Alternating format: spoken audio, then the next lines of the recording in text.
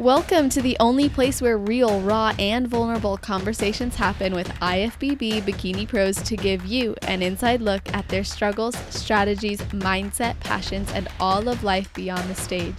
This podcast is made to inspire, motivate, and remind competitors and the average gym goer that even the most extreme lifestyles and elite athletes have their ups and downs.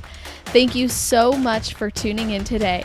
I'm your host, Celeste Rains-Turk, and now it's time for the Confessions of a Bikini Pro podcast.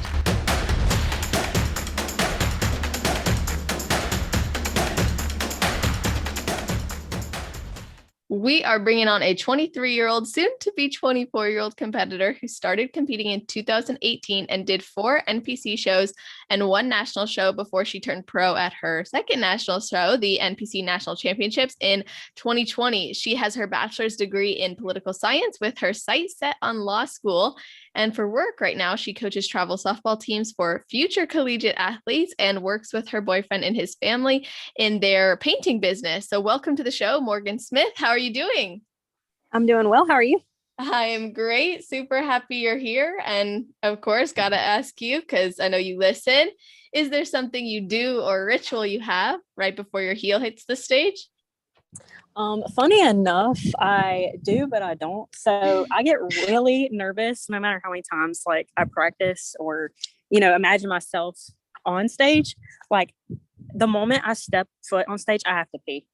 I really do. Like I have got to go to the bathroom as soon as it's like a nervous thing. I get that too. I get nervous pees usually before. It's like, no matter if I go to the bathroom or not, before it's just like a knot in my stomach, and I don't know, but it goes away as soon as I walk off. But I just think it's funny because like I pray, I'm like, please God, just let me get through this routine. And yeah, so I get so nervous like right when I walk out, but once I see the lights, because I don't see anybody else, I try to not pay attention to anybody else. But once I get out there, it's almost like a deep breath. And honestly, I don't even remember it most of the time. It shouldn't be like that, but I love it. That's awesome. I feel like there were a few times in my journey where I just do not remember. Like I remember the finals routine and I remember how it felt after.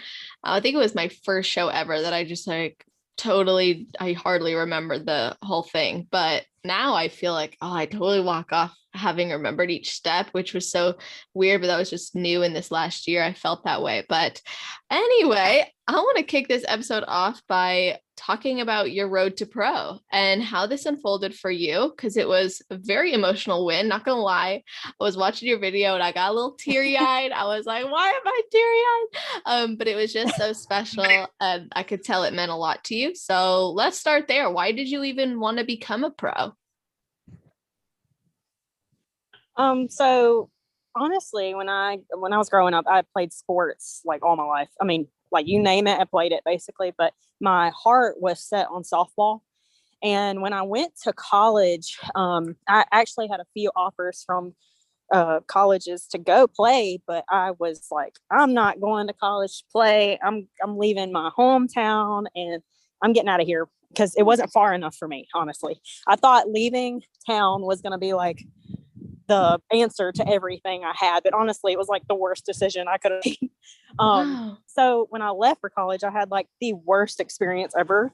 I thought that was going to be, the college experience is like the best ever or whatever. And I wish I had that, but I never did. So I think that was one of my worst decisions is not going to play ball because I wanted to play so bad and I miss it now. Of course I coach it, but it's not the same. But I wanted something that, like when I play softball, it's a team effort. And with this sport, it is a team effort at some points, but I mean, it all relies on you. And I wanted something that was going to challenge me.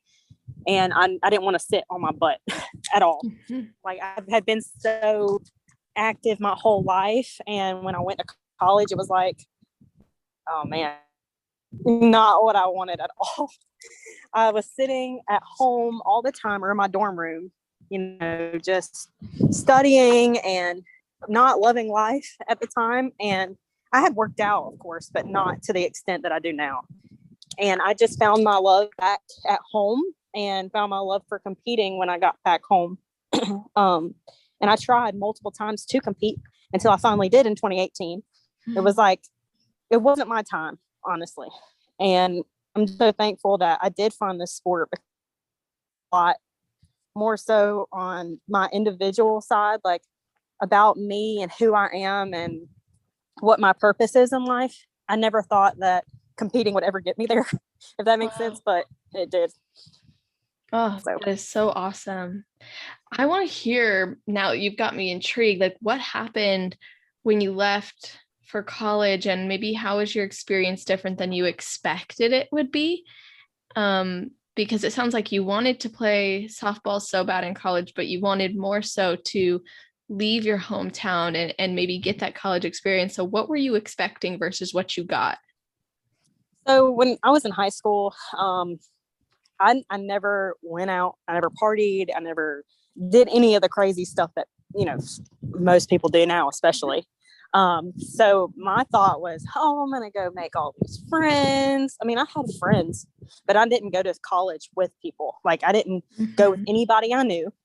And so I was expecting to jump right into a friend group, and yeah, that's a no. Like you either get into a sorority, you get into a sport or whatever, and you make friends that way. Well, it wasn't like that for me. It was actually very hard for me to find my right people. It's like the people that I saw myself actually growing with, and I felt like I was being held back, honestly. Like the people that I imagined myself being friends with for a long time just didn't end up being that way. And I'm honestly thankful for it, because it made me realize who is and who isn't there for me.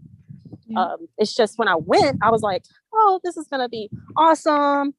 I'm not going to have to study, which is a lie.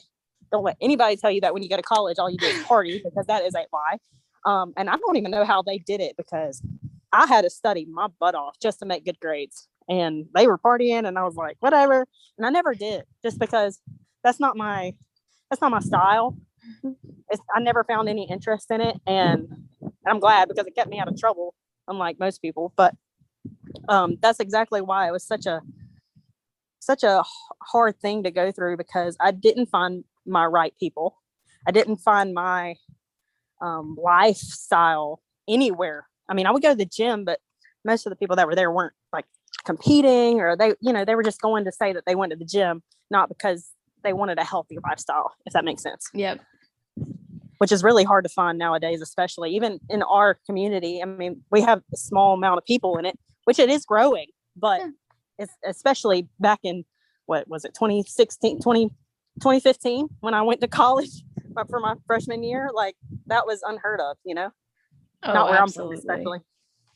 Yeah, no, me and you are actually around the same age. I just turned 24, and I had a similar experience as you. Like I wanted to play college volleyball, and I decided not to, and I was going to go move to another state and play, and I had an agreement and all that. And I was like, I don't want to do this anymore. And that led me to focus on bodybuilding myself. And much like you, choosing that road that was different than what I had planned, it put me in a different position. So it wasn't like I wasn't going to be on a team. I wasn't going to have this group of people that, even if you weren't super close with them, you knew they'd always be there, like a team is. Yes. And then like studying online and always doing everything online, then building my business out of high school. It can sometimes be isolating, but I actually feel like bodybuilding helped me embrace that even more. And I always was very independent personally. So hearing you talk about how that transition was different than you expected, but you stuck to your guns, you still pursued the lifestyle that you wanted to pursue. And you had mentioned earlier as well, you tried to compete a few times, but it wasn't until 2018 that was successful. What was it that you had tried before that made it not the right time? I think it was honestly my mindset. Like I did not really, I didn't really know how much it took out of you to compete. I didn't like to actually compete and to do it well, not just to get on stage. Because I think a lot of people, especially new competitors, they don't realize that 110% is just the bare minimum. Like that, I mean, that's literally what it takes to get your tail on stage. Like there's always something better that you could be at. I mean, you could have done more cardio. I mean, you could have done more lifts, or you could have slept more. I mean, there's just so many things that you could have done. But I mean, it's whatever you presented on that day. If you did everything that you were told to do by your coach, then I think you're a winner. But at the same time, if you're competitive like me, which is really, that's one of my bad traits, because I'm like terribly competitive. But I think that having your mindset is number one. If you don't have that, then you're not going to get anywhere. It's not going to be fun, because I'm telling you, like my first competition, oh Lord help me. We all learn. That's for sure. But I literally, like, I wish I could have taken that back. Some of the things that I didn't do and did do, I'm like, man, I should have been better at it. But it honestly prepared me for the future and knowing what to do next. So, oh my gosh, this conversation is getting me excited. I agree. Yes. Like mindset really is everything. And I have always appreciated, since I only recently really started following you, or more so I had looked at some of your stuff before I reached out about bringing you on the show. And what I appreciate is you have promoted that it's not just mindset around food or around the gym. It's everything counts. Yes. And you yourself had quite a transformative experience where time and time again, after each show, you realize you could up level more. And I think that's key. We're always growing in this, and you've come a long way since your first show. You've put on much more muscle. Your conditioning has progressed a lot. What was the evolution for you through each prep and each improvement season? Like, what did that really look like before you stepped on stage knowing, or maybe into it, but knowing you were ready? Well, I don't think you're ever like 100% ready. I mean, honestly, I just think that you think that, just like I said, like, that you have something to improve on, even after you step on stage. Like, that even if you gave your all, there is something better for you to be at. Like, I don't know, maybe you need to bring up your shoulders. Maybe you need to cut down on your, maybe you need to cut down some fat on your legs or something, something like that. Like, it, even if you look your absolute best that day, there's something to improve on. I mean, even the Olympians, like, I know that there's feedback for everybody. And I mean, that right there alone is just so motivational to me. It's like, you're competing against other people, but you're competing against yourself all the time. And I think that's what happens when a lot of new people start to compete. It's like they think, oh, I got to beat this person, I got to beat that person, blah, blah, blah. And which it is, but at the same time, like, if you don't think of it as a personal growth, then you're going to get burned out very quick, because there's always going to be somebody better than you. And I've learned that just because, like the past couple pro shows, I'm like, this person won this weekend, and then the next weekend they got third to the same, and the same person got a higher positioning than they did. And I'm like, see, I mean, it's crazy how different, and who shows up is a big thing. And you cannot, you can't ever say that I'm going to win this, because you just never know. And I think me going through all this and all my shows, I mean, I've only competed 6 times, which I know a lot of people have competed like so many times. I'm like, what? And some honestly have gone to their first national show after their first NPC show and won their pro card. And I'm like, how did you guys do that? But that's awesome. But I feel like they didn't have that experience in the NPC. I think the NPC is just such people take it for granted, honestly, I think, because I told my boyfriend, Dylan, that he always talks about, oh, I need to go pro. Like, you went pro, and that like motivated me. And I'm like, that's great. I love you. Thanks for, motivating me to be better, because you want to be that. But I wish I would have taken my time and really soaked in every moment I had in NPC. Not that that would take back my pro card win at all, but it's just, you don't realize how much of an impact the NPC has until you don't have it anymore. And I think that that's where most of my friendships came from. A lot of my lessons came from, I mean, I know that I'll have more when the pro stage, but at the same time, like the NPC is where you see it like come out, you know? I mean, I don't know. It's just one day you can go to a regional show and then you go to a national show and you're like, what is this? It's like all the overall competitors come around the world, or, you know, the USA, and they're just incredible. And you're like, what? I did not expect these people to show up, but you just never know. So yeah, that is, I think so true. Big thing. The NPC, I wish I would have taken more advantage of it, and I would have been more serious about it, because I think people just, this is how I explain it to people who don't know or understand bodybuilding. I always say that the NPC is like your high school level ball, and then you go to nationals, and that's your college level ball, and then you go to the pro stage, and that is your professional league. And just like anything else. And you know how hard it is to go from high school to nationals, like high school to college. It's like you got to go to a school that you have to go and actually perform both in football or whatever ball, and you have to do your studies. I mean, that's the same thing as nationals. You have to study up on what you need to improve on, and you have to come at your personal best and then some, because you don't know who's going to show up. I mean, anybody can win that day, but you just never know, because you can't say this person's going to show up and I'm going to beat them, or vice versa, just because it depends on how they look on that specific day, and that's it. Yes. And then when you go to nationals to pro, that's even harder, because you get drafted basically.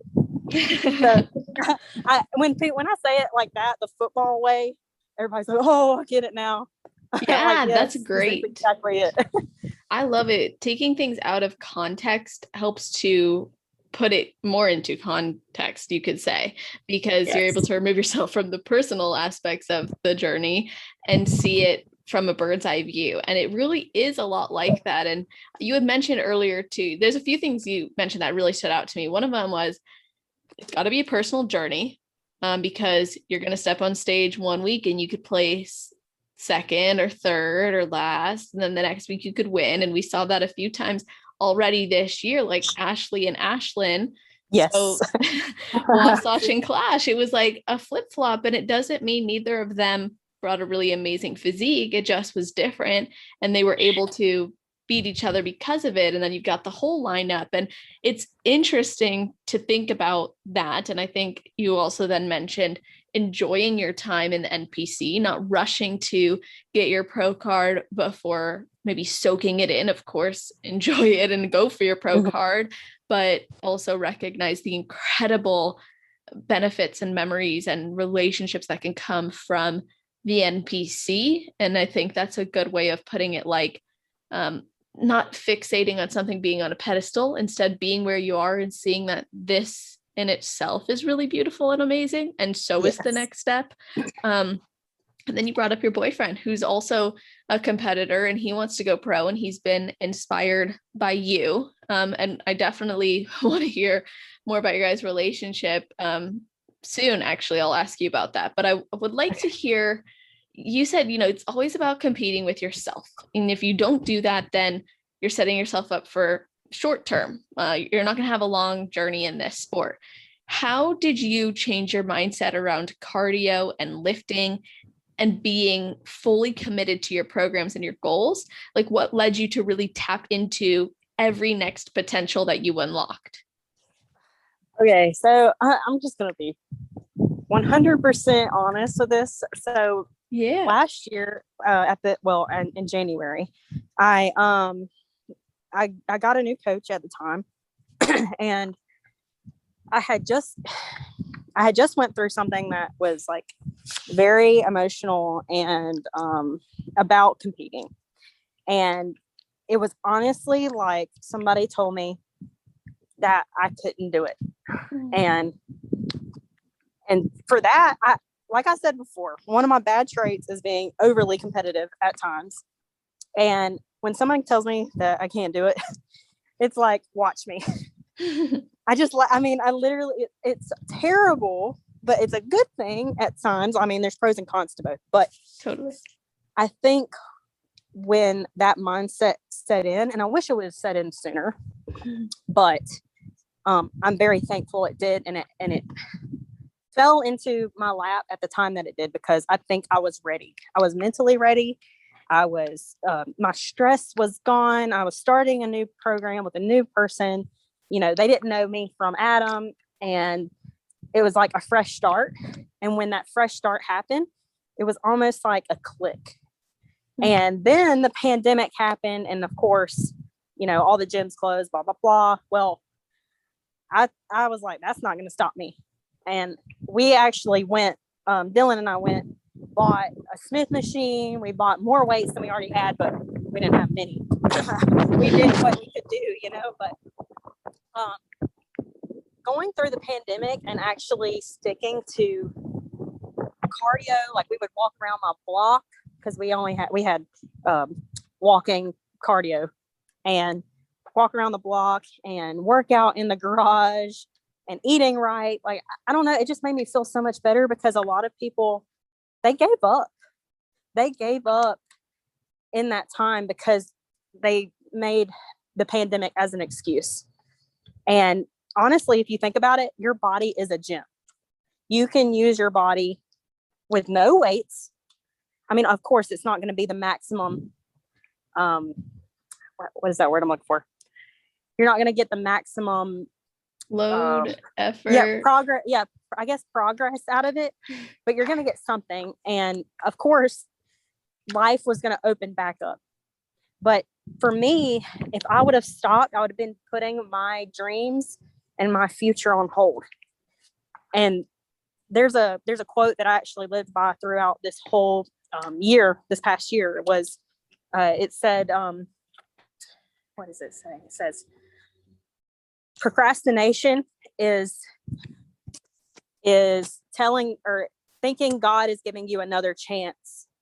And to me, I'm like, oh no, that like opened my eyes. I'm like, well, you never know if you have tomorrow. So why even procrastinate today when, you know, you could have lived your life just 1% better every day. Even if you just did what you didn't want to do, after you get done, you're going to feel so much better about it. And I guess it was just me getting into habits.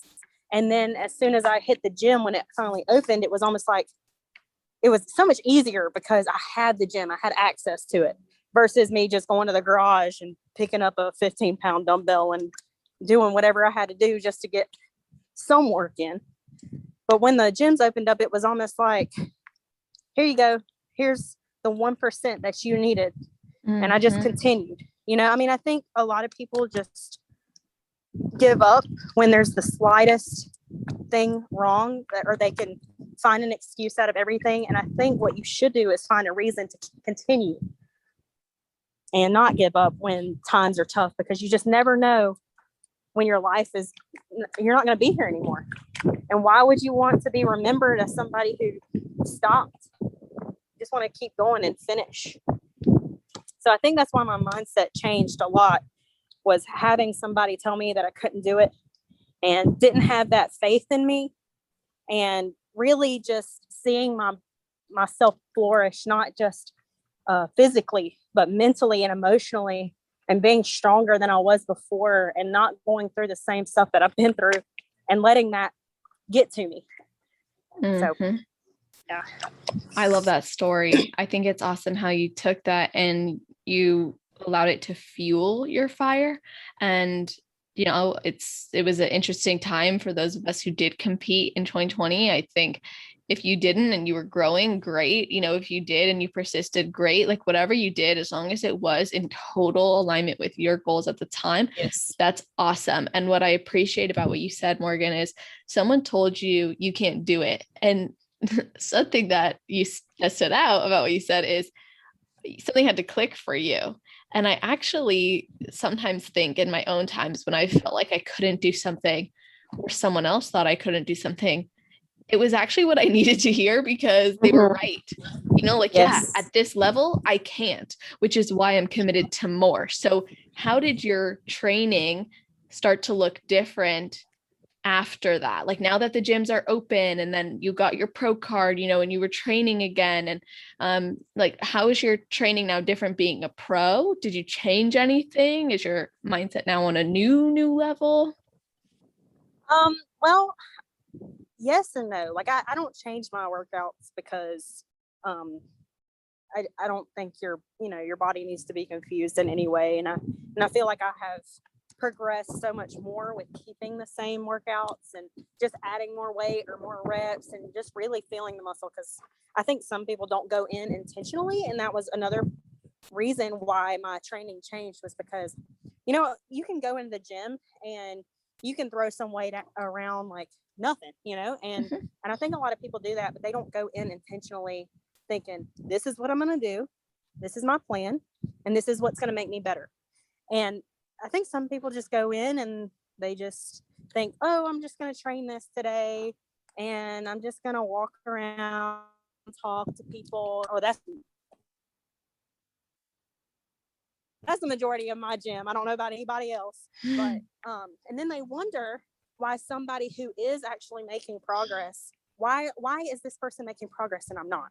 And I did post, like, I don't know, it was during my prep before Universe.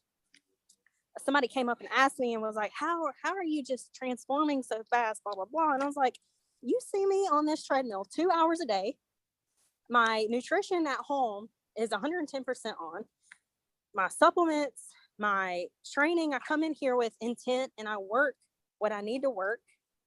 And I don't mess around anymore. I used to go in there and think I did the most, and I really didn't. I mean, I thought I was doing well for what I was at the time, but I think when my mindset changed, it's like, this is real life. Like, you have to go in and with the intent. Oh, I think I'm losing you to the wind. Being that 1% every day, not just in the gym, but I mean, can you hear me? Yes, I can hear you a little better. Sorry. It's okay. What did you hear last? Do you know? The last thing I heard was you were telling the person about how you're in there, you're giving 110%, your mindset shifted, and that's when you started training with intention. Yes, and not just inside the gym. I was saying it's the mindset outside of the gym as well, like, your sleep, your recovery, your food, your supplements. If you have all of that together, then there's no reason that you shouldn't be progressing. And then asking somebody else why they are and you're not. If you have all your boxes checked for that day or that week and that month, it adds up. And now that I see that people are actually paying attention to me, because I really didn't think that anybody really paid attention to me before this, but during that whole prep, even though I didn't expect to go pro at all this past year, when I noticed people were asking me how I was progressing and asking me questions about working out, blah, blah, blah, I'm like, dang, people are really like trying to figure out what I'm doing and how I'm doing it. And I didn't realize that I had so many eyes on me, I guess you'd say. And then it really was another click. Like, you need to step it up, because there are people that you are motivating, or you give people hope that they can come in the gym and progress. And that was another reason why I'm just like, dang, you just never know who you're impacting in life until somebody says something. Because not everybody will talk about it to you, because I think pride has another big thing. And I'm not afraid to tell anybody, like, hey, you look bomb, or you look incredible. Like, I don't mind hyping anybody else up, because I love it, because this is the sport, I mean, we're here to get judged by bodies. And I love to hype somebody else up, especially if they're not in the sport and they're just getting started. Like, try it out. I mean, this is definitely something that I think everybody should do at least once, because I think that is such a mental and emotional growth that you go through when you go through bodybuilding. Even if it's just for one show, if you give it your 110% and you gave everything, like that's a bucket list thing almost. So I don't know, after having that mind shift with everything, I think that's why my mind was just so 110% in. Can you hear me? I can hear you. Okay. The wind's like blowing. Yeah, yeah, it is. But anyway, you were saying like in this journey, you made that shift. People also started recognizing that shift. You seem to have started to prioritize taking everything to the next level as much as you could, being 1% better, at least in some way. And I remember you had made a post about how you had started waist training as well. And I think there's a lot of listeners who are curious about that. So why did you start doing that? And what differences did you notice? So I actually started back, who posted it? Somebody had posted it. I think it was Ashlyn, to be honest. And I was like, I don't know about all that. You know, I literally would try different things, like, I don't know, try the new fad and see how it was, because, you know, so many people hype up everything. And I'm pretty sure it was Ashlyn that posted it. And I was like, you know what? Let me just try it out, because her waist was tiny and is tiny and is like 21. I think she posted on her story the other day. I'm like, that's gold. But she posted it and I was like, you know what? I'm just going to try it out.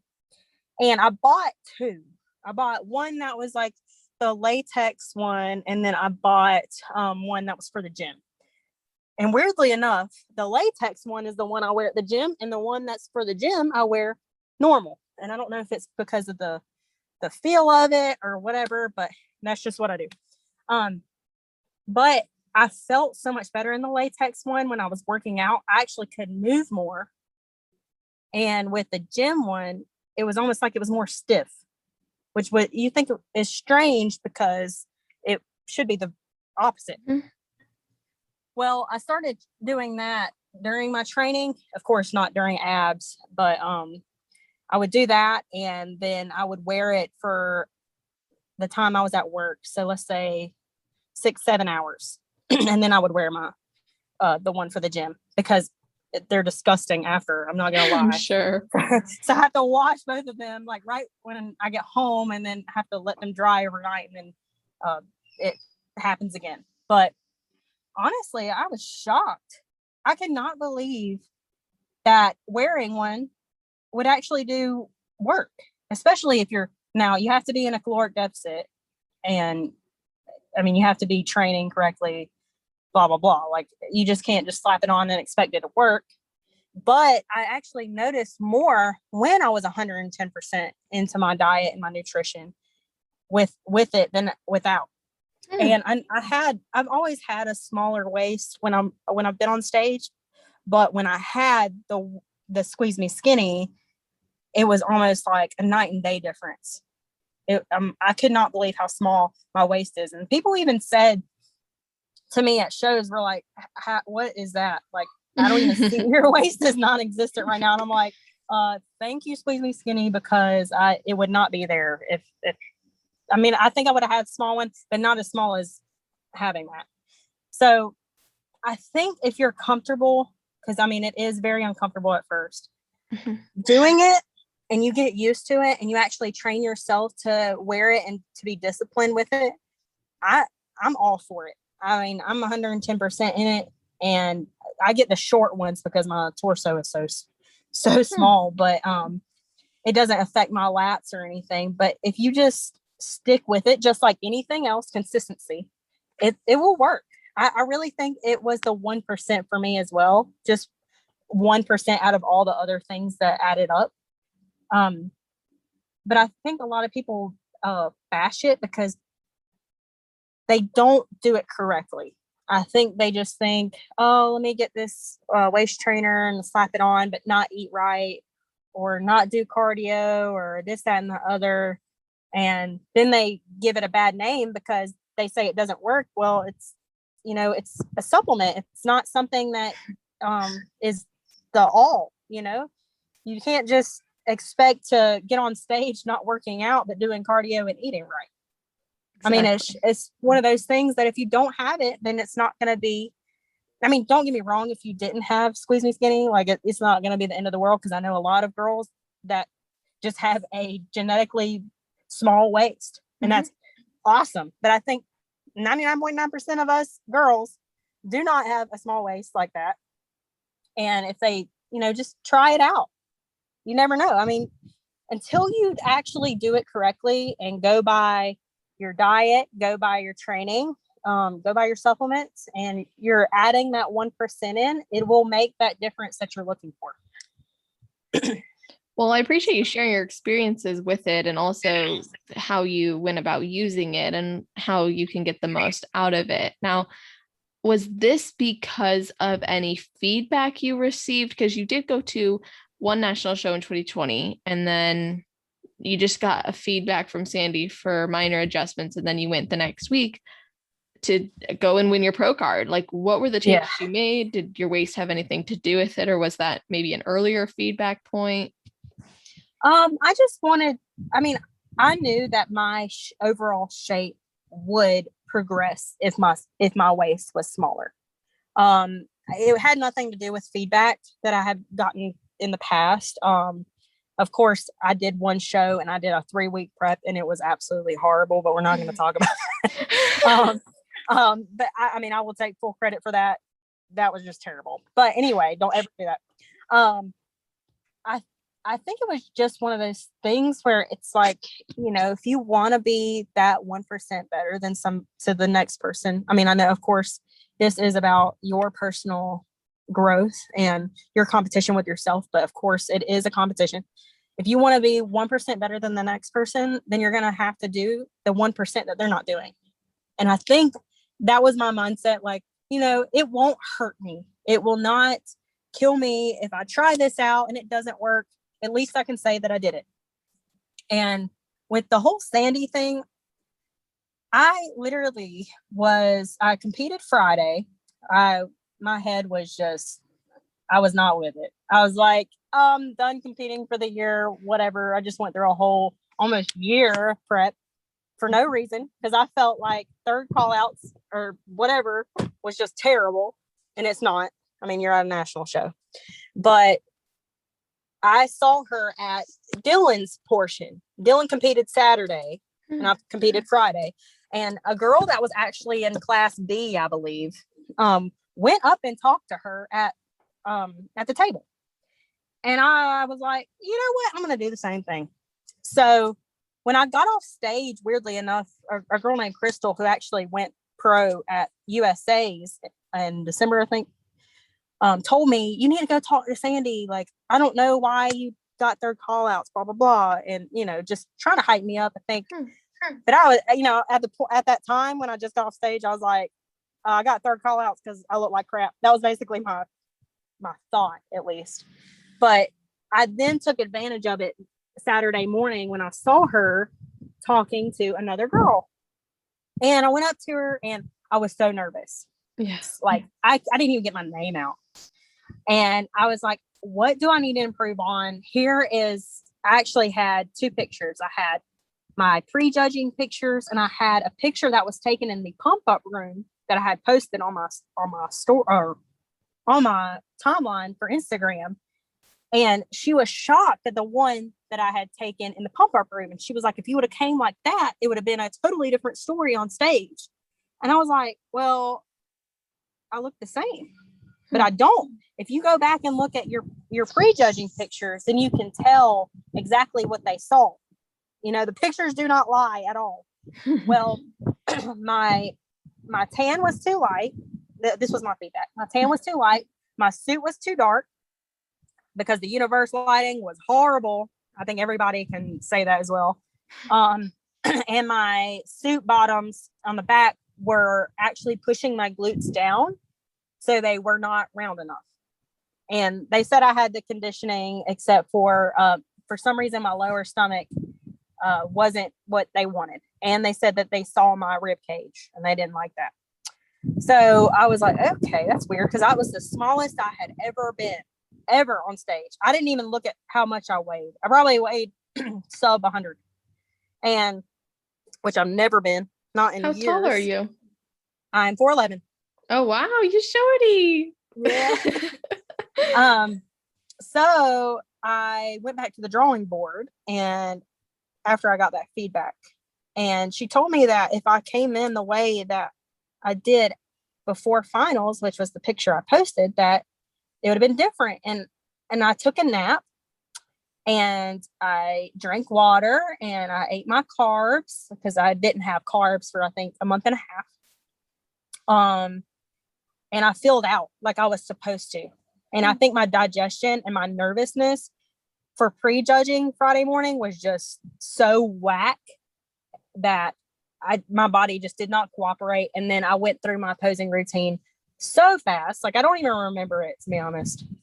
But I think, like I said before, like I just blank. But anyway, I went to the drawing board after that, and I asked my coach at the time, like, hey, like, this is what I got. I mean, I talked to Sandy, and this is what she said.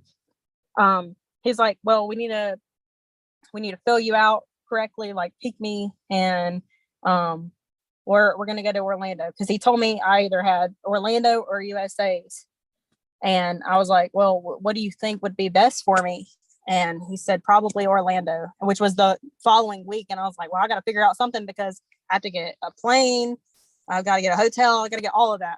So he told me that, and I was actually working with Sean's Couture, and that's who I got the suit from.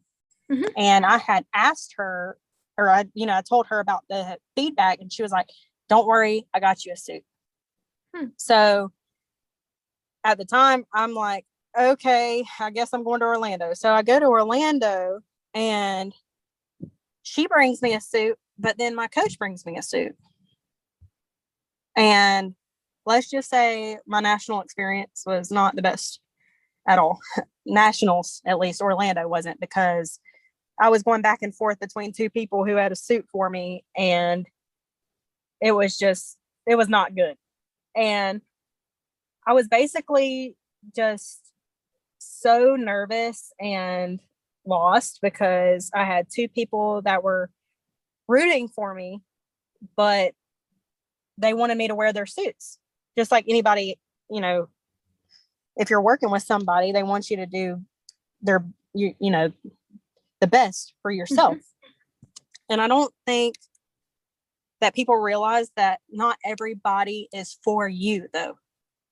I had realized in that moment that just because somebody is wanting you to wear something of theirs or be a part of their team or whatever, it's not for you, it is for them.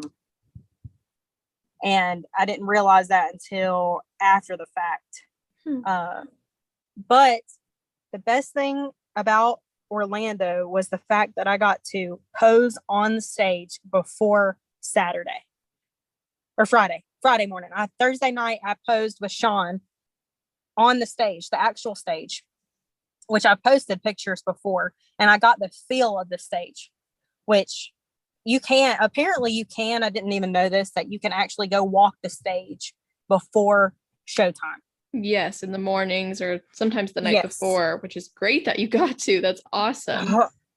Dude, I got off the plane, went to team posing, and then I went to individual posing with Sean, like literally back to back to back. And then right after that, I had to go get my tan. It was crazy. But going on to that stage and actually getting a feel for it myself, like, that was incredible, because the stress level went from 1,000 to like, okay, maybe 500. But I had worn her suit there. I had worn her suit posing on the stage, but I had my coach's suit that he had for me as well. They were both blue, because they said blue was my color, and I'd never thought that. Like, I wanted purple. You just never know what the best is for you until somebody else. And that's another issue that I think I have to come to terms with, is like, you don't know everything, and you don't know what's best for you 99.9% of the time. And there's always somebody who does know. I mean, you can't be afraid to ask for help or ask other people's opinion, because I think that you're going to shoot yourself in the foot if you think that you know everything. So, that whole thing in prejudging, like, I actually was told to change. I had Sean's suit on, and I was told to change 5 minutes before I got on stage. Your coach told you? Yes. And so I'm like, oh my God, I got 5 minutes before I'm on stage. Like, I got to hurry up. Like, they were calling my number and everything. And I had changed behind a towel, or not a towel, a blanket in the pump-up room. So I went on stage, and like, honestly, I was not expecting to go pro at all. Like, my mind was, if I do better than Universe, then I am happy. I'm bringing a fuller package. My posing is better. My presentation, like my makeup was a lot brighter too. That was another thing. They said my eyes were too dark. And when I got onto stage, it was like almost a relief. Like, I did this. I know that I brought my absolute best this time, and I'm going to showcase what I was supposed to showcase last week, basically. Love that. And when I was backstage before I went on, I was actually dancing with Ashley, who took first in class A. And we were just, like, not a care in the world. And it was a blessing to me, because I was going through so much and nobody knew that right there took everything off of my shoulders. And when we got on stage and I heard my number for the first call out, like, I for a minute I hesitated. I'm like, is this right? Like, am I seeing this, or did I hear this right? And I was so nervous. Like, if you could go back and look at the video of me on the first call out, like, I couldn't breathe. It was almost like, I'd love to see that. I need to find that. I know. I think somebody has it posted. Maybe Ashley does, or maybe I do. I don't know. I'll have to find it for you. But we walked off, Ashley and I did, and I was just like, I cannot believe this right now. I just kept saying that. And I got to the pump up room, and my teammates at the time were asking me, like, how did you do? And I was like, I think I got like top 3. I think. And they were like, no, because they were confused, because they had just saw me go from third call outs to first call outs in top 3. They're like, what is going on? And I was like, you telling me? I don't know. So I was nervous, because I was supposed to win a sponsorship from Sean if I wore her suit. And I was basically told that I wouldn't if I didn't wear it, of course. But I didn't want to upset anybody. Like, that my whole outlook is, I want everybody happy, sometimes more than myself. And it sometimes bites me in the butt. But yeah, I had just went with my coach's suit, because, I paid him to win, and not that I wasn't working with Sean, and not the fact that, her suit wasn't going to let me win, but I just didn't want anybody upset. And even Sean told me, like, this is your pro card win. Like, this is nobody else's. You have to do what's best for you. And if that's what you think, then I'm for it. Like, that is okay. Cause she did my makeup and she did my posing. So, and well, my coach's wife did my posing as well. But it was just like tweaks here and there. But I had been working with Sean before the pandemic. So it was like, I couldn't just stop there, and I wasn't going to, Well, that night came Saturday, and when I heard my number, it was just like, wow, and my name being called, I could not believe it. Like, you saw my video, like, it's so emotional. I can't even watch it sometimes, because I get emotional, because it's like, I've been through so much crap this past year that it was almost like, this is your prize for going through all these obstacles and actually making it and finishing. After going through being told I couldn't do it and actually doing it was like, one of those things, like, not I told you so, but it was just great to see and feel like I'm worthy of it. For a long time, I didn't feel like I was, because of what others had said. And I think a lot of people, and especially competitors, they don't realize how much others' opinions affect you. Like, somebody can tell me that I'm the worst person ever, and no matter, even though I know that's not true, it still has an effect, like you don't realize how much words do play a role in how you think and how you go, especially if it's somebody that's your coach or your friend, and you don't expect it from those people. But those are actually the ones that you tend to hear more from, that you would never think, or they would backstab you or say that you couldn't do something. And I think that was just one relief that I had this whole year, is doing what other people had told me that I wasn't going to do, and doing something that I love, and actually going through with it and finishing. So I'm sorry, I just rambled. Oh my gosh, like I love the ramble. I loved that. Are you kidding? That was so awesome. Wow. Talk about keeping it real. Thank you for that. That was awesome and so needed, because it's easy to fall under pressure, especially when you are someone who wants to make everybody around you happy or please others. But at the end of the day, you did what was best for you. That benefited you. You got great feedback that morning, even when you were hesitant to. It paid off. You made the changes. You went from third call outs all the way to a pro card. I think that's a good reminder for people listening too. You just don't doubt yourself, because anything is possible.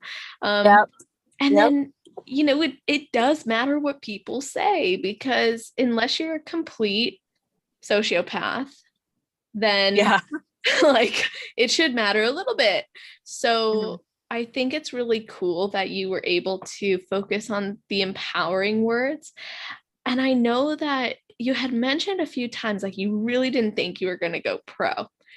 And it's fascinating, that you did. It was like, oh my gosh, this is crazy. And at one point you had texted your coach before, and you were like, I'm not ready. And you had the weekend before, like, in your mind, like, being third call outs. What made him, and maybe I should just say, what made him so sure you would be ready, that helped you to say, yeah, you know what, I will, and get out of that maybe more negative headspace? Well, weirdly enough, that was actually Thursday night before I competed Friday morning. Yeah, I had literally gone from South Carolina to Florida, got into my hotel room that night after I got my first coat of tan on, sitting in there. And you know what's bad is not just isolation, but like when you're not busy, you tend to think, I'm an overthinker anyway, but like that night was, I'm like, should I wear this suit? Should I wear that suit? Like, what do I do? And I think that was a lot of pressure on me. I just felt like the world was just ending that day. And I think I needed that validation from him. Like, are you sure? Like, I got third call outs last weekend. Like, I'm not going to embarrass myself this weekend, right? Because that's another thing. The embarrassment for me is like horrible. I would rather, I don't even know. I mean, that's just the worst thing for me. But that's what I didn't want. Again, I felt embarrassed the weekend before. And when he texted me back and was like, oh yeah, you're ready.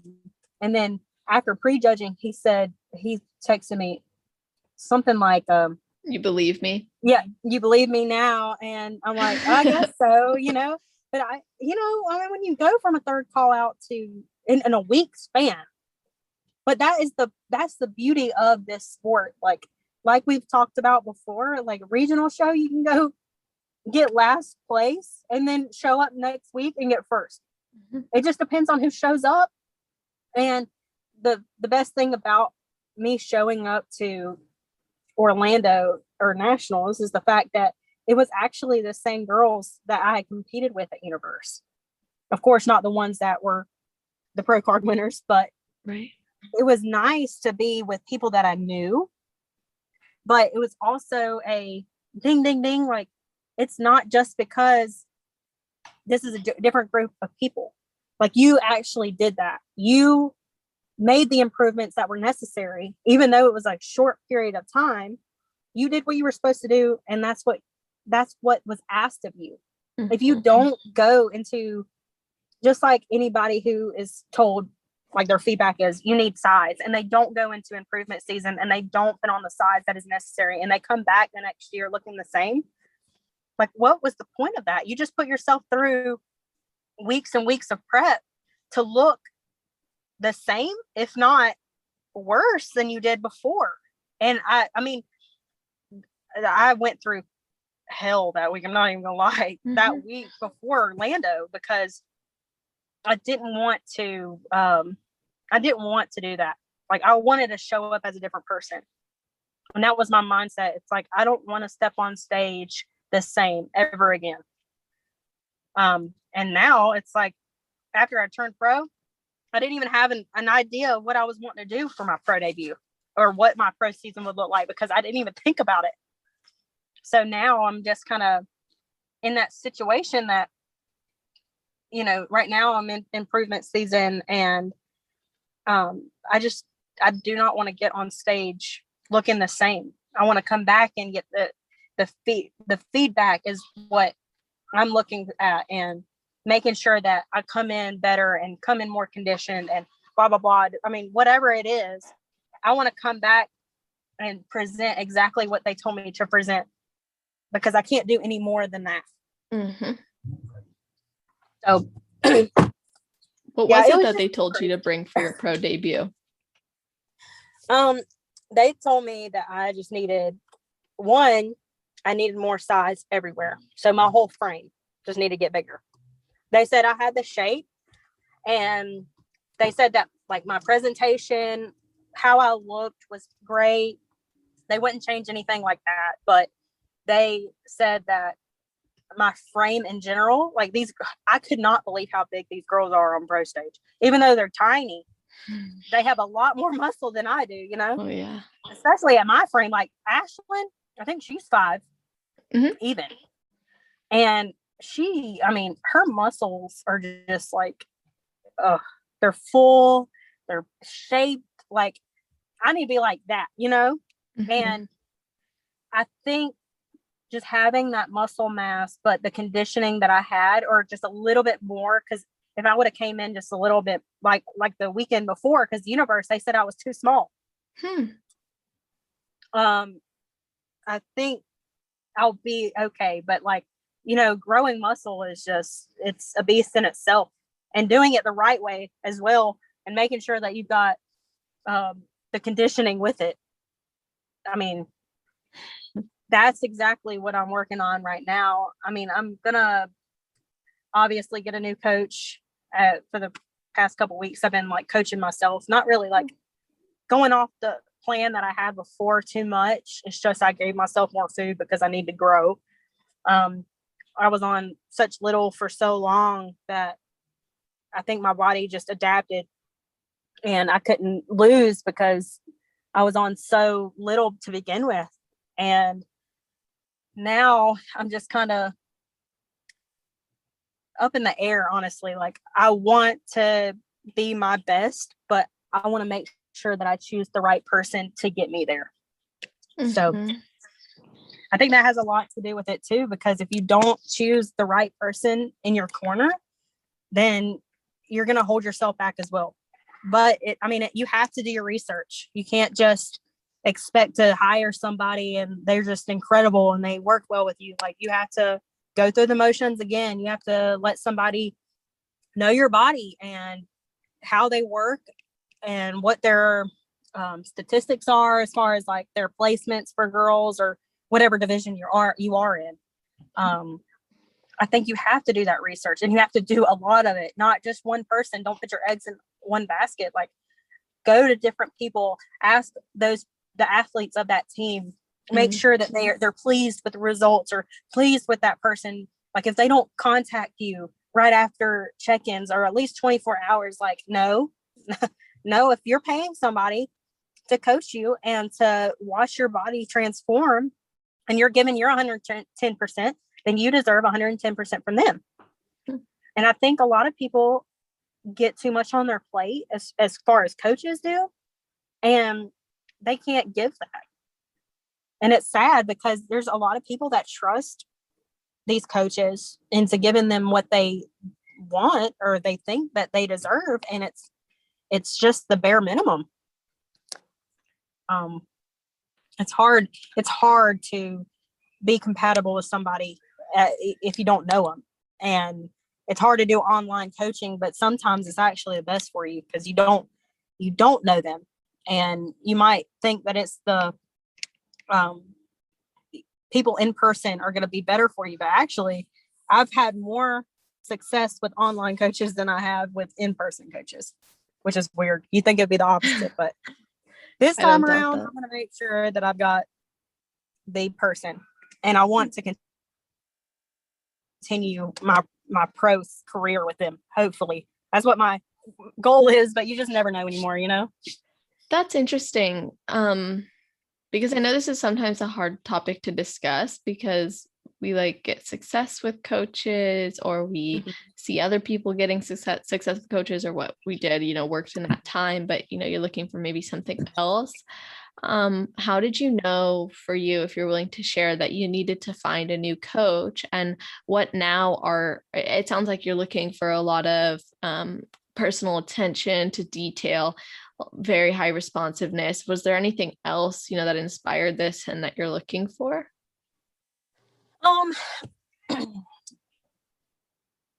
I loved my team before. Like, I loved my coaches.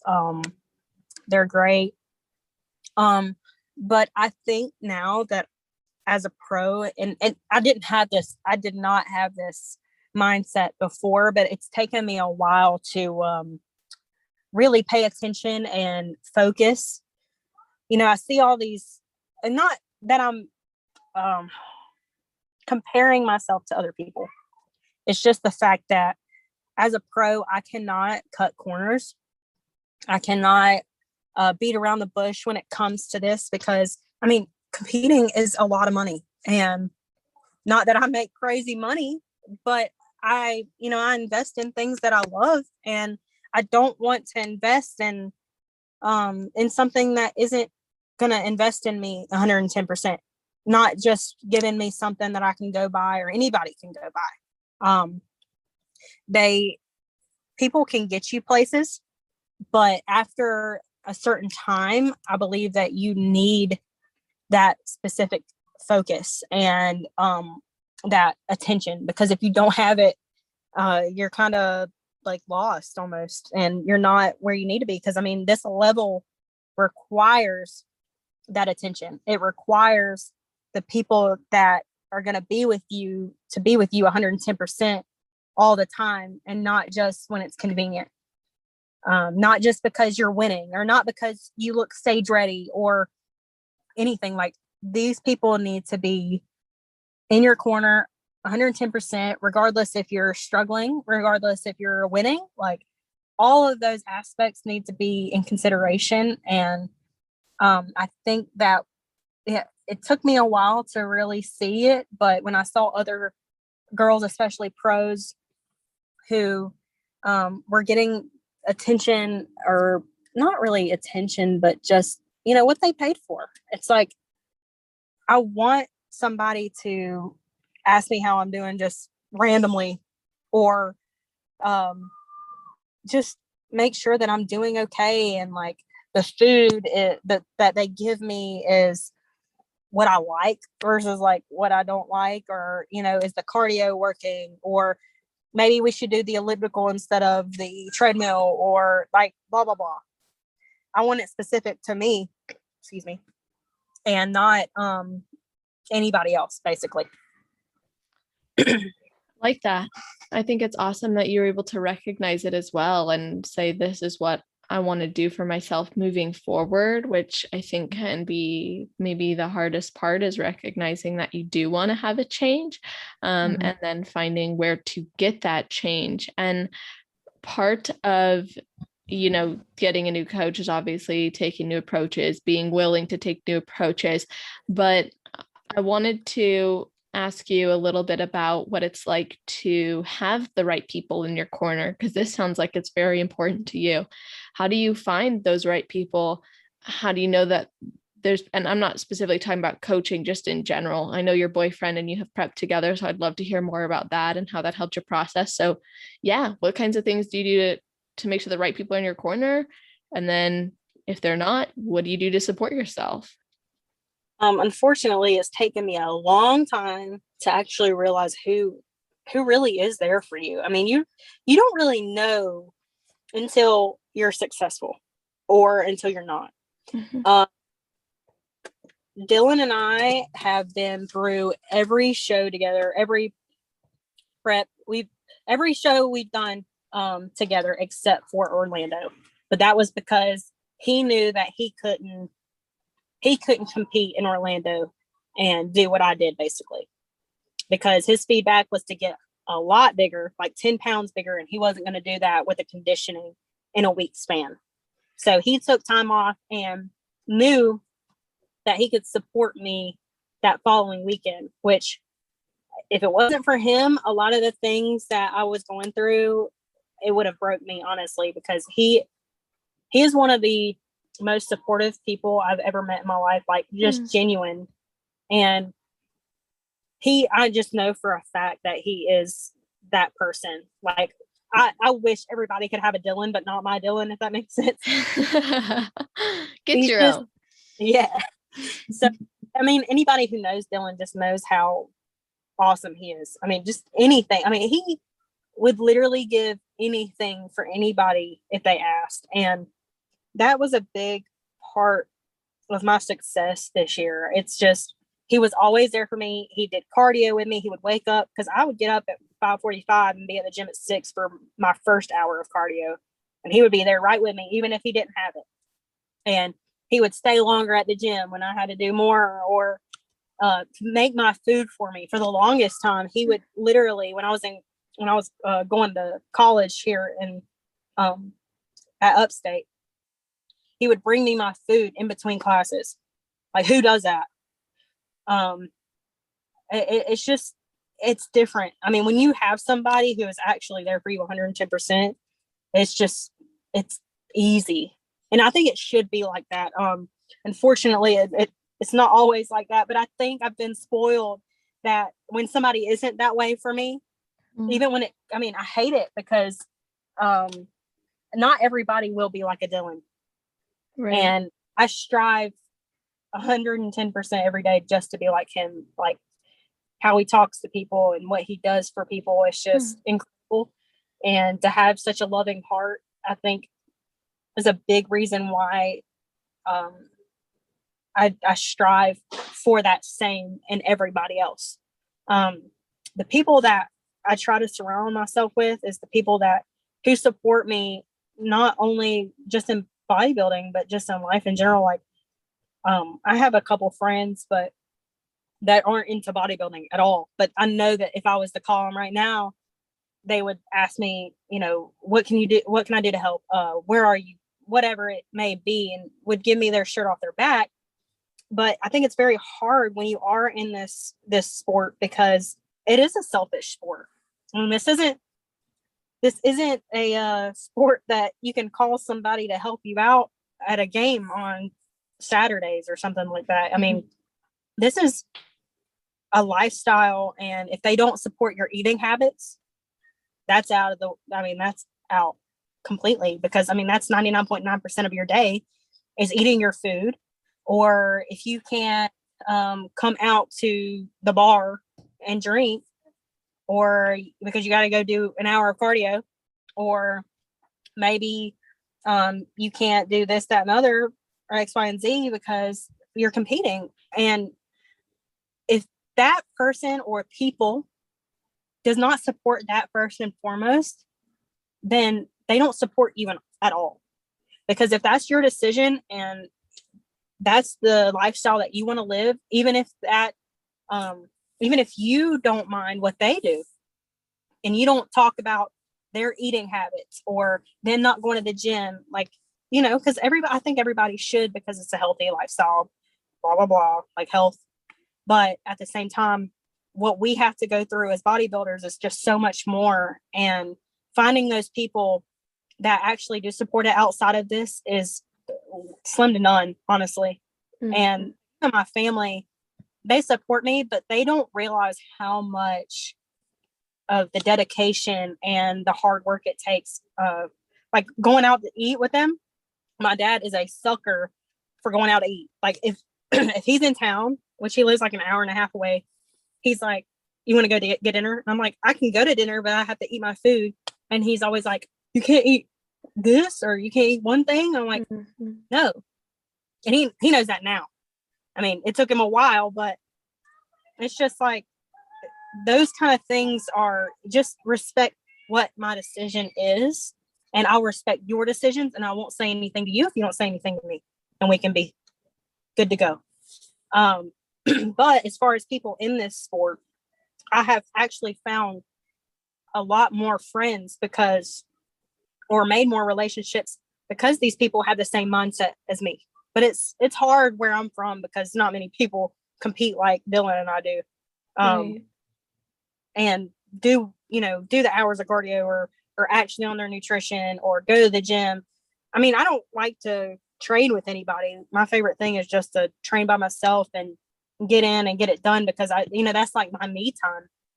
But it's nice to have every once in a while somebody who understands you and wants to better themselves just as much as you do and support you at the same time. Like, it's so hard to get somebody who does all of that and support other people.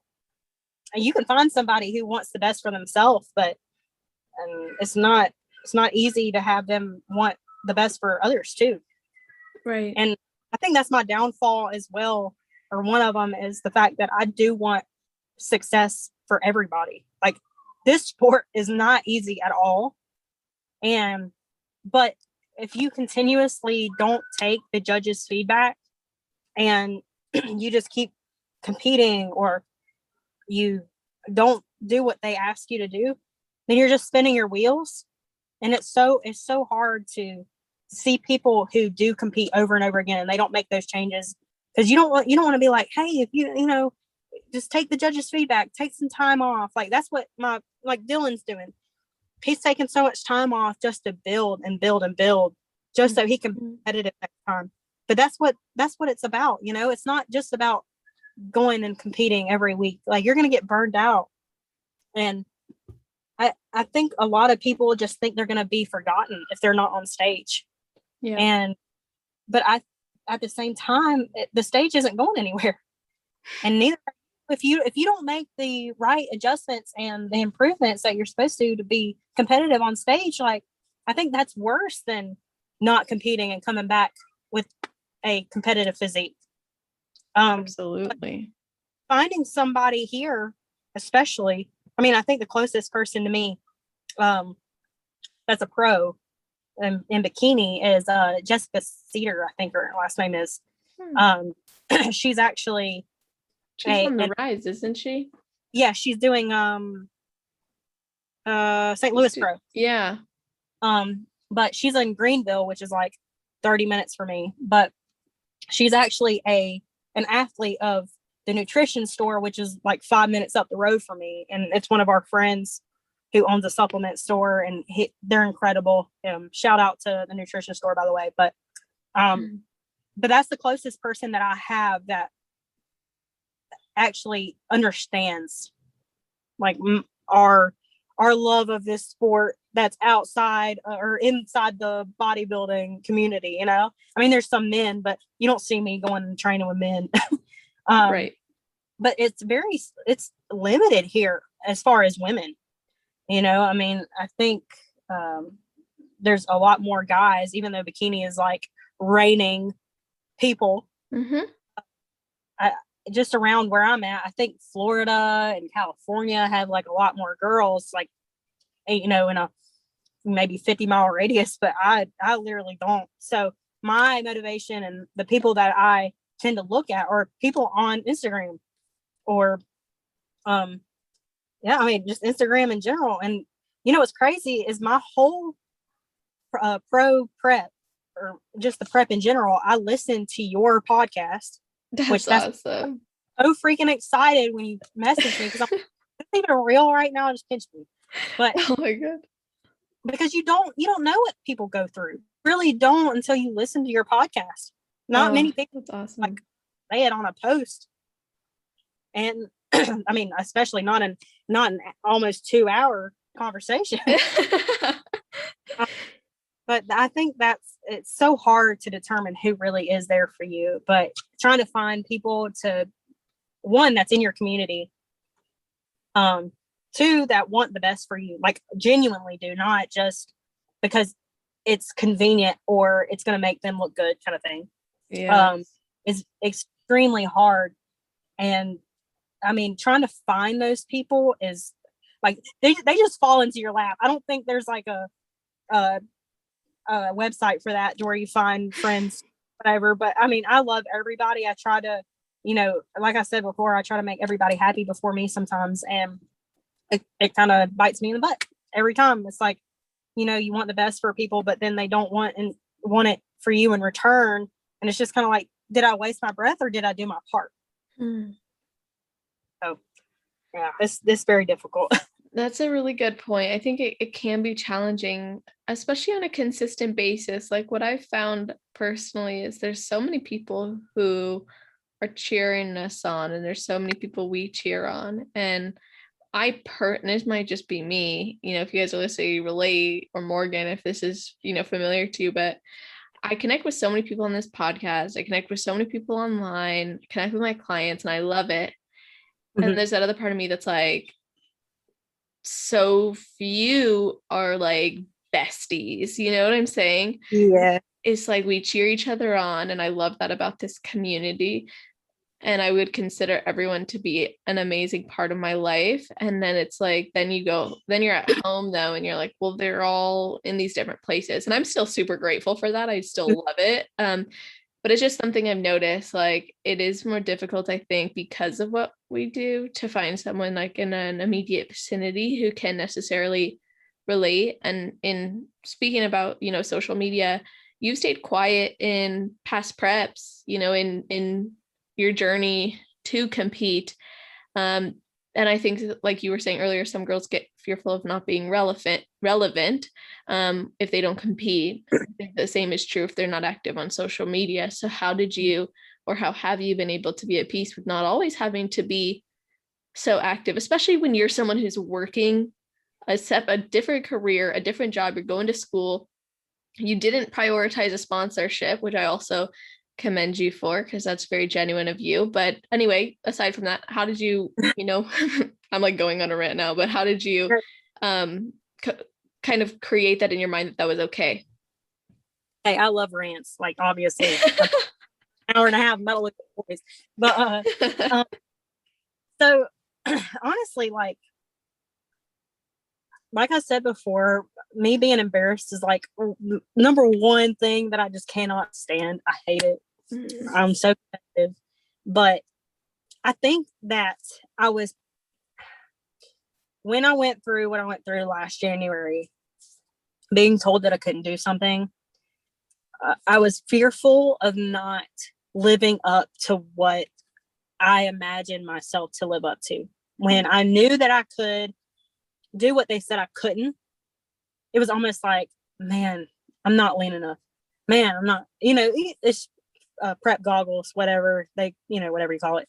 But I was like, you want people to admire you and be motivated by you, blah, blah, blah. But like, I mean, you have to be motivated by yourself. And that was a big thing for me is, I had to find me and my own motivation. Like it had to come from within and not other people. I mean, I don't even think I posted for like 3 months or something like that. But of course I was still on Instagram. Like I would look at other people's stuff, or I don't know. I was shopping like crazy during the pandemic, which I shouldn't have, but that's where I got Bikini from, because I posted it. But it's just, as I went through that, and realizing that it does not matter if you post on social media to be successful in this sport. That's when I was like, well, shoot, I'm not doing this anymore. You know, I'm not going to try to please everybody anymore. I think a lot of times is people post, one, to feel relevant, like I've said, two, to get some sort of praise, or they just, I mean, like, I know that a lot of people have these sponsorships and they have to post. Like, I get it. That's money that you need. But at the same time, like, is it genuine? Is it something that you really want to promote? Are you loving what you're doing while you're posting? Are you posting because, you know, is this business related? Is it just because you want to share your life with these people? I mean, of course, not everybody shows 99.9% of it. I mean, they don't. I think you see maybe 50. You only see some of their best days most of the time. And so I think these people get such a big, especially new competitors, they get this mindset of, oh, this is going to be easy. This is great. Like, good luck, because this sport is the hardest sport, period. I mean, I don't care what anybody says, because, I mean, you have to put mental, emotional, and physical stress on you for weeks at a time.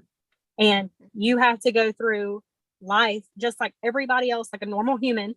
And you have to see these people that are your family who don't understand what you're going through and ask you questions about what you can and cannot eat, blah, blah, blah. You have to go through that. And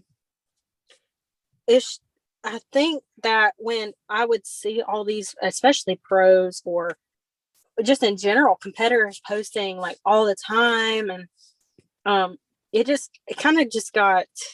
was getting burned out just from posting, thinking that I had to post.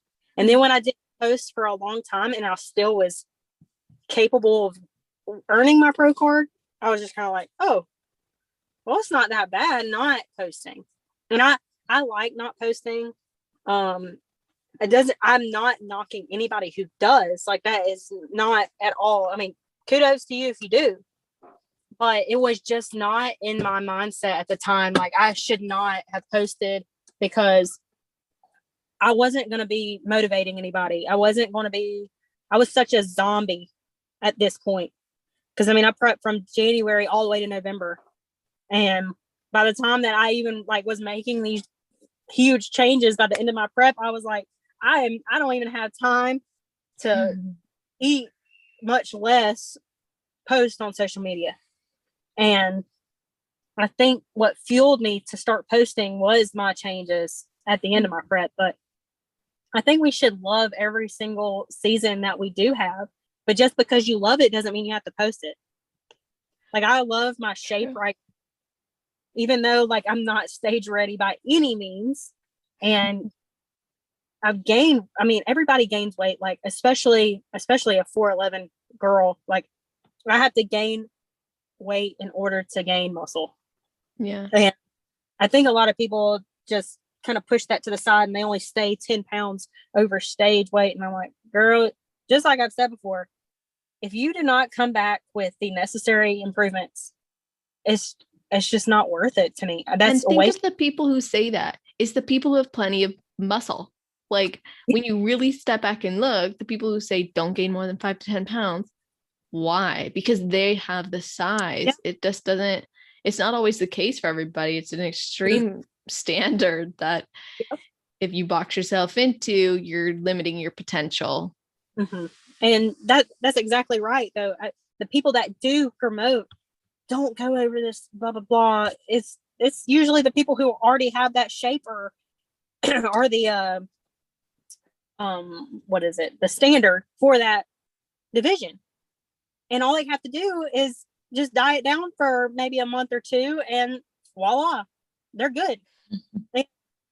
Especially in new pro, if you I mean, anybody, like, for instance, I listen to Nadia's, I think her name's Nadia. Yeah. Her podcast. How I watched her post something the other day, and her feedback was like, she was perfect.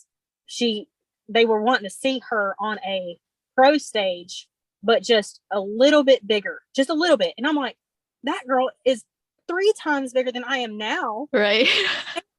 Bigger, like there's no telling what I need to do. But she took time off. She put weight on to make those necessary improvements. Even for somebody to say, a head coach, especially in a winning an national overall, she's doing what she's supposed to do. Exactly. And I mean, I love her page. I mean, She's she posts amazing. all the goods, but she's somebody that I look up to. I mean, she's literally, I think, a year younger than we are. I'm pretty sure. Yeah. But for somebody to also have the right words to say, that's another thing. I think I don't ever know how to say things without feeling like I hurt somebody's feelings, or maybe I didn't say it correctly or the way that I wanted to say it, which is very hard for me. Like when I'm trying to post something on my Instagram, it takes me a minute.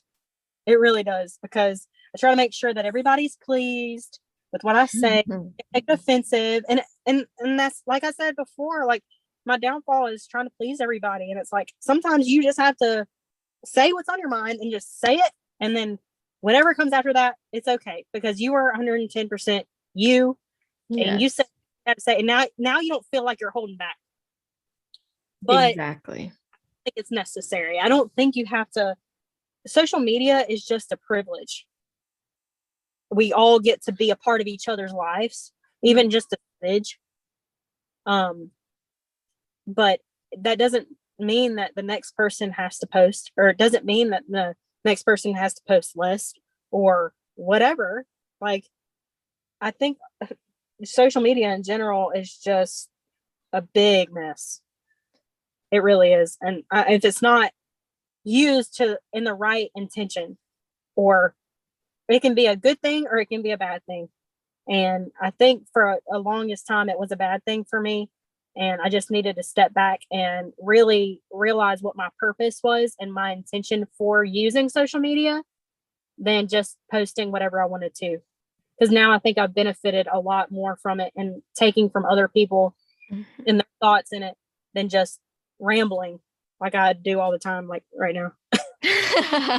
I think you've done a great job within your rambles, and I'm so grateful that you're sharing so much with us, because it's important, and because you're not maybe as active as someone else, it's so awesome to just hear, you and your thoughts and what your experiences have been. And, like personally, social media is a way for me to generate impact in my business, right?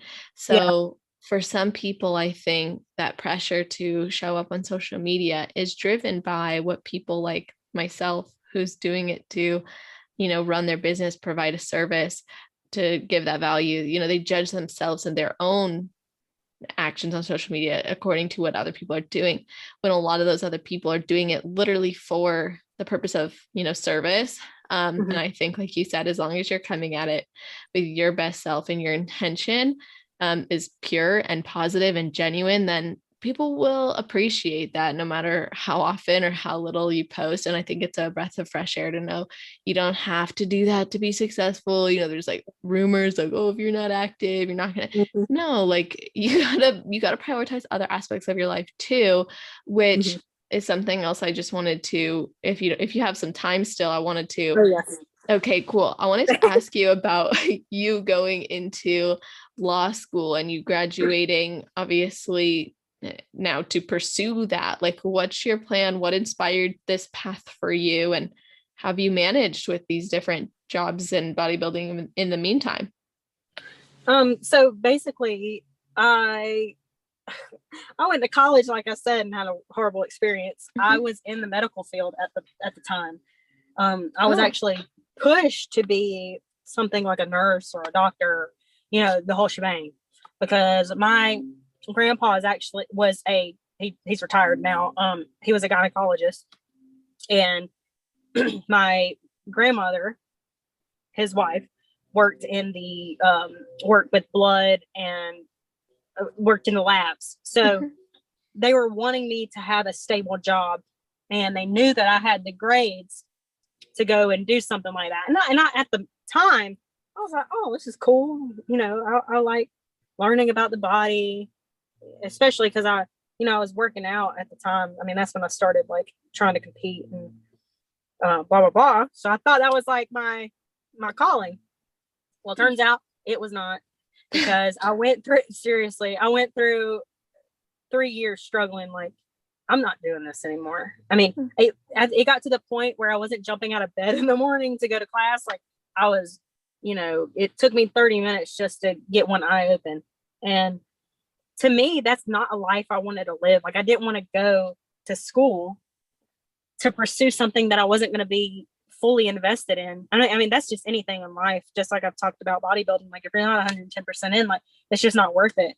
And it took me 3 years to realize that. I wish it would have been sooner, but I actually switched in the spring semester of 2017. Yeah, 2017. And I finished off in political science, and psychology was my minor. And it was almost like everything clicked again. It was almost like everything in my life just kind of fell into place. And my dad is actually a lawyer, and so is my oldest brother. So I didn't want, honestly, they were like, you would be a great lawyer, blah, blah, blah. You know how everybody talks you up, especially your family. And I was one of those people that I was like, I want to do my own thing. Like, I don't want to follow everybody else. Like, I just want to do this. And then when I started doing political science and it started just coming to me naturally, I was like, okay, this is it. This is what I want to do.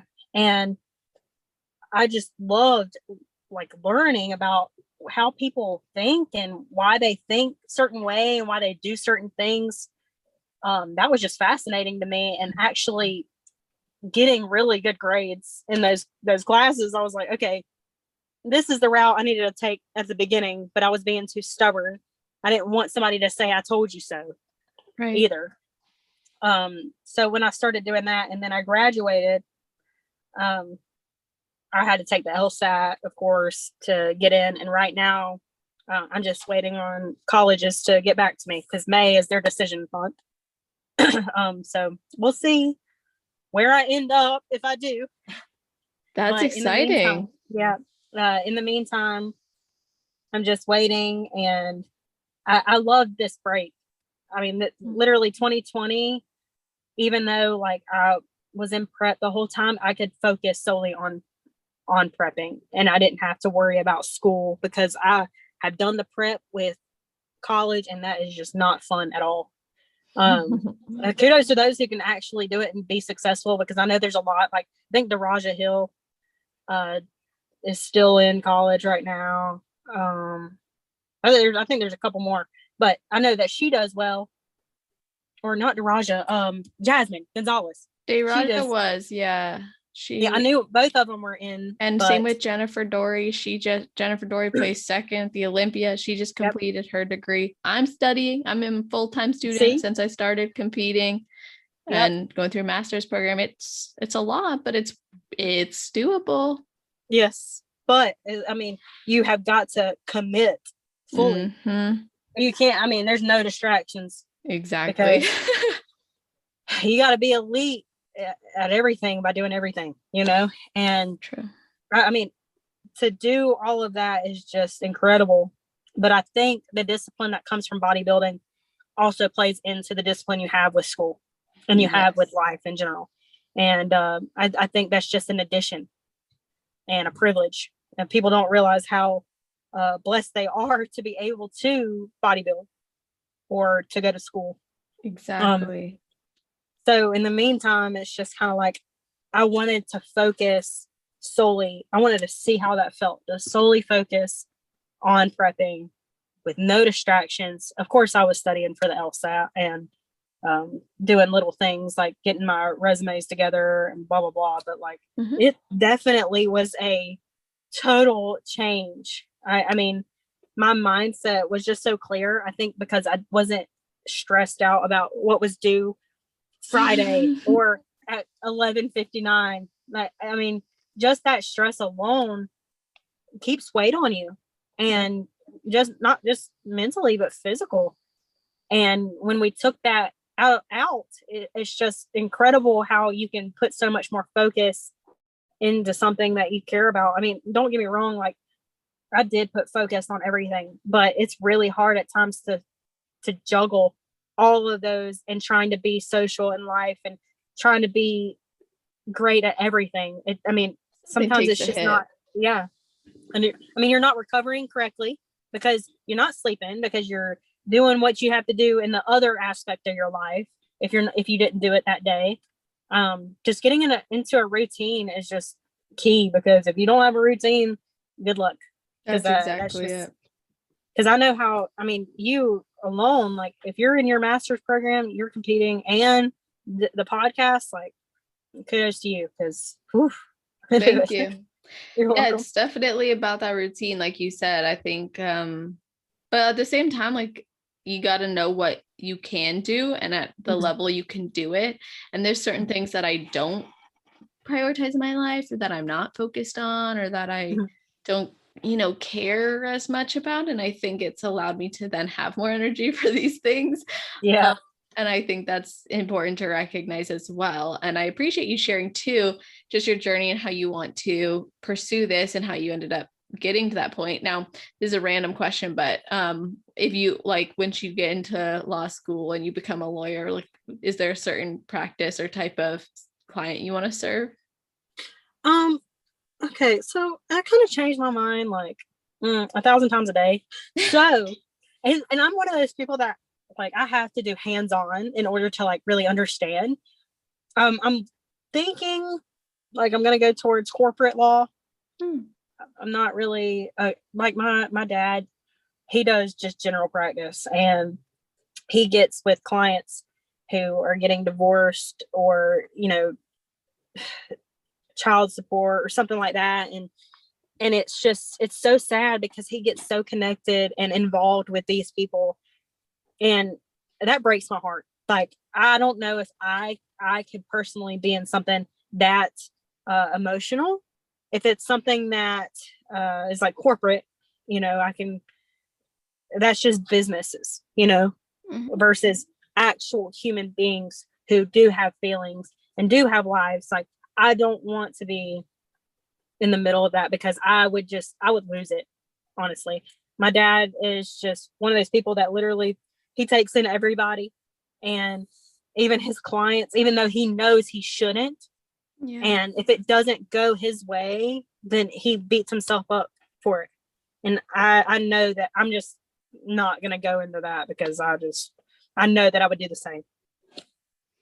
And it's important to know that. And you seem like someone who's very self-aware, which I think is important in any level of success, in any role that you have or endeavor you pursue. So you've left us with so much incredible insight and a lot about you and your story and experiences. And I think it's just been so awesome. And I got to ask you now if you have any advice, like maybe your best advice for someone who's never competed before but wants to, and then your best advice for someone on their road to pro. Enjoy it. That's for both. I mean, literally every single step in this journey. I mean, whether it's your first step or your last, you have to love this and really want to do it, because there's no point in just giving half effort, because you'll only get half results. And that's especially for new competitors, because if you don't hit it off first and foremost with that 110%, then you're not going to get the 110% back. And then you're going to probably never compete again, and probably just blame the sport for your not really, I guess, lack of knowledge, of not really realizing that it is so important to be 110% into this and enjoy the process. Like, I mean, it's going to get hard. Like it's not easy at all. I'm not going to lie, but it's definitely something that is rewarding in the end. And to find a good coach, to really do your research, to really ask people, especially the athletes who do well, and maybe athletes who don't really do well. Not really like don't do well, but not as best as maybe top Olympians, or maybe they get fourth or fifth at a regional show or something. Maybe you need to ask them, like, what do you like about this person, and why, and how much attention are you getting? Because your first prep honestly will determine if you're going to have another one and another one. Because the longevity in the sport all comes down to whether or not you have good guidance. I Lord help, I promote that so much, because I've been through it. I mean, I've literally, don't get me wrong, I've had really good guidance up until this point, but is it great guidance? Is it something that you can see yourself with in the long run? Like, is your health prioritized? Is your life as a human, is it prioritized? Like, I mean, don't get me wrong, this sport makes you feel like a robot at the end of, before you're about to compete. But I think being human and realizing that you can make mistakes is not going to kill you. And I think you need to have somebody that realizes that everybody is not perfect. And having that relationship with somebody is really going to set the tone for you and your success, and if you're going to want to pursue it in the long run. Because I mean, if you think about it, if somebody isn't for you 110%, like, are you really going to do 110% of what they ask of you? Probably not. And that's for somebody that is a new competitor. But for somebody who's on the road to pro, please do not take the NPC for granted. I think that sometimes we get blindsided and we have this goal and we're so focused on the end result that we don't bask in the moment when it's there. We need to appreciate every step and everything that got you to that point, because I mean, without NPC, you wouldn't be on a national stage, and neither would you get your pro card. And you probably wouldn't have the relationships that you do now if you didn't either. And make sure that you take back the feedback from the judges at your regional show and really put the effort towards those, because I mean, it'll add up in the long run, and you'll see it displayed on the national stage, and you'll be proud of yourself that you actually did what was asked of you. Because it definitely adds up. And having, like I said before, a good coach that'll get you there, and a good coach that'll get you to your pro card, and a coach that will get you there and beyond, who wants more from you, not just another number or another pro card win. So beautiful advice all the way around, and just continuously throughout the episode as well, leaving us with a lot to consider and think about and be inspired by, truthfully. So I'd love if you could share where people might be able to tag you or connect with you and learn more, or just follow your journey. Well, Instagram, I'm really on Instagram. I have a Facebook, but the Facebook is just for my family and to see whose birthday it is, because I'm terrible. But anyway, my @ is IFBB Pro _more_gains. I actually got my name from a friend who passed away, and that's where I got more gains from. But everybody who knows me, they don't even know I don't even know if they know my name is Morgan, because they always say, "Oh, you're more gains," and I'm like, yeah, that's me. But other than that, my Facebook, this is the only one that I'm really active on and actually show like my progress through bodybuilding. Awesome. So I'll link it in the show notes page. You guys, that's always on celestial.fit/podcast. If you're listening right away, it's going to be at the top of the page there. And if you're listening in the future, just scroll down to the category section. It's alphabetized. So you'll just click Morgan Smith and you'll be able to see all the show notes, episode timestamps, the link to connect with her. And you can even listen to the episode there too. So with all that being said, Morgan, thank you so much for coming on. Really appreciate it. Oh, I'm so excited. I will do this any other time. You are so awesome. Thank you so, so much. Seriously, just the way you kept it so real and walked us through your journey and personal experiences has just been super cool, and everything, that I want this podcast to be about. So thank you for showing up. And to everybody listening, thank you for tuning in again. And I hope you all have an amazing rest of your day, night, or morning, wherever you are in the world while you're listening to this episode